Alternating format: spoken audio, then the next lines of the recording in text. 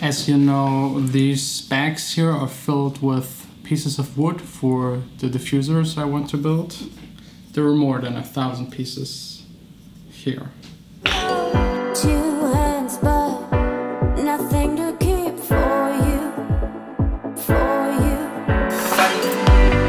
Moonlight, as you go, it's too bright to start a war. Welcome to my studio. The weather is just perfect.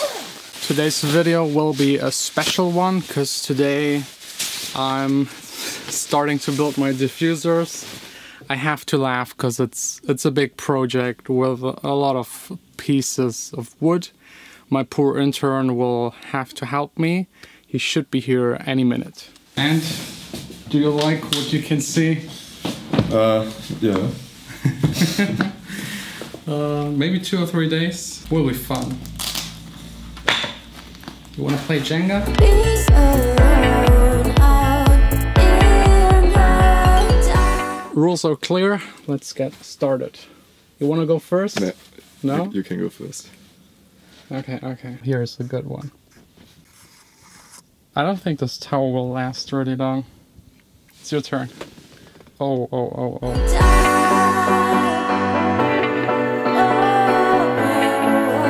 Till the sun is coming out.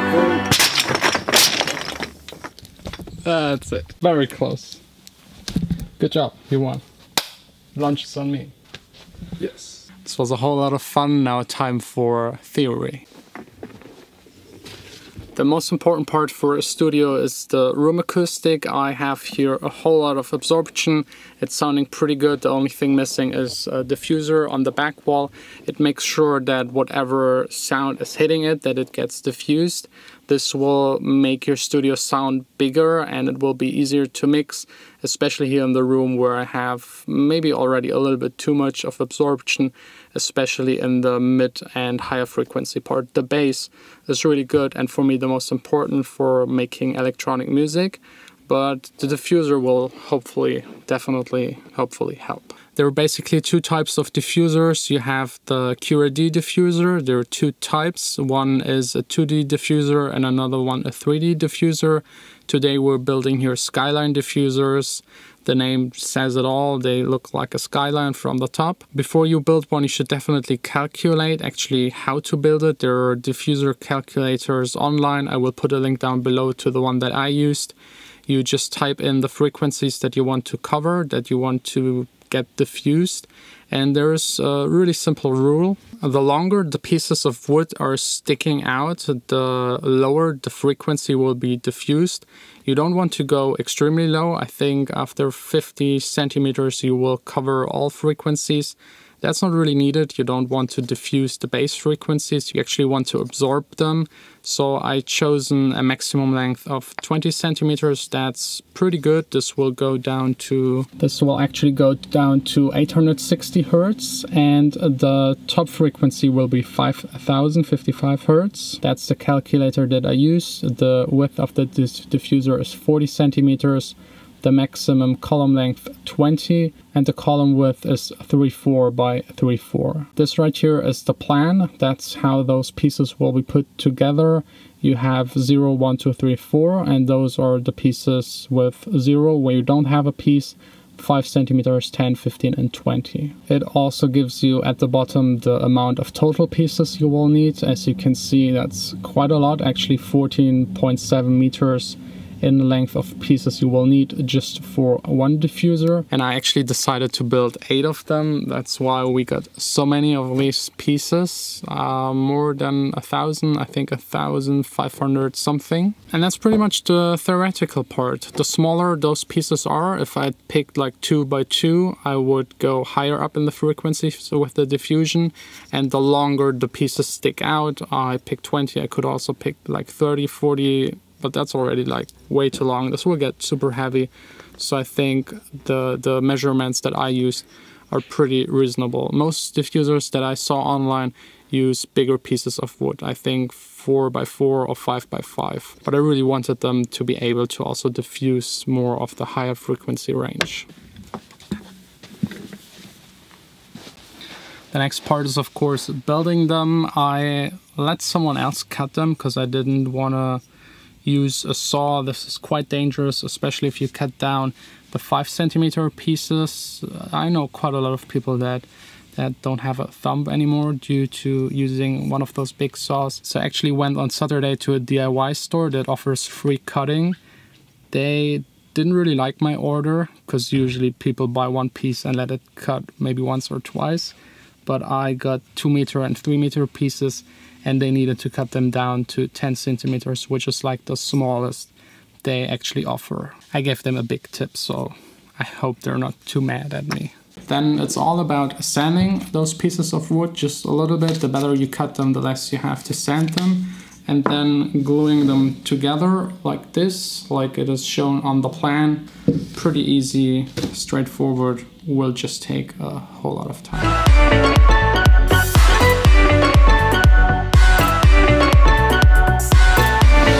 It's time for a well-deserved lunch break. Chinese, okay. Chinese is close. They have strange hours, so pizza and malts beer. No alcohol. And I think you can only get it in Germany. I've never seen it somewhere else. You? No, huh? That's very, very German. Looks like someone had an accident a while ago. Someone broke in. And even the city had a sticker on it that it needs to be removed. Very, very suspicious. But a good parking spot at least. We're now on our way to the DIY store. We need more stuff. First up, getting some plywood for the back wall. And some sandpaper. More wood. And this part comes now on top. We got everything we need. Now just filling up this entire thing. Yeah, wish us a lot of fun.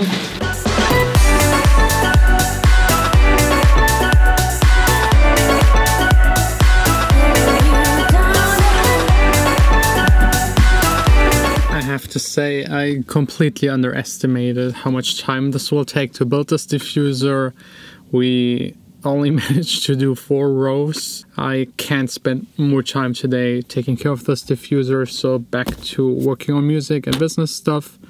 The good thing about it is, of course, you're saving a ton of money. Usually a diffuser 60 by 60 is around 100 to 150 euros, and doing it yourself, it's 10 bucks just for the material plus your time. I usually like those types of work. It's just so much, really. That's a ton. There's still like plenty of wood here and like 20 times more in the other room.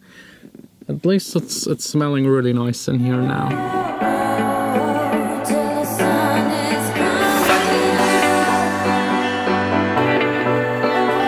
All done with mixing, working on the track, adding effects. I changed one melody entirely.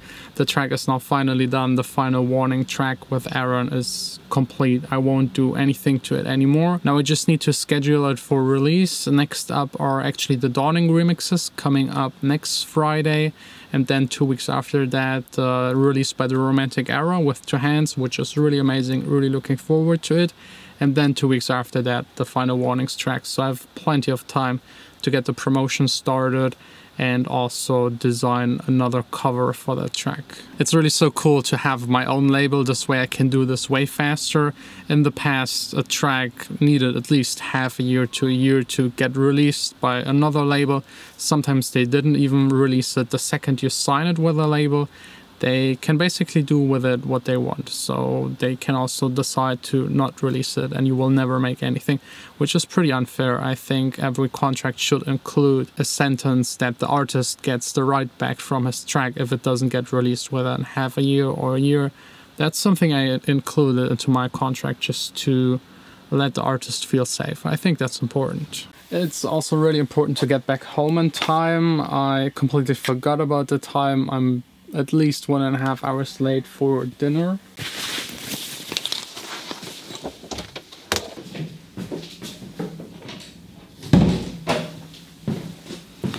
This right here is pretty much all we achieved today with the diffuser. Just 1, 2, 3, 4, 5, 6 rows, and there are actually 90 more rows missing. So if you ever think about building your own diffuser, make sure you have plenty of time available, and also make sure to not spend half of the day playing Jenga. 2 hours late, and I don't really have a good excuse. Playing Jenga definitely doesn't count.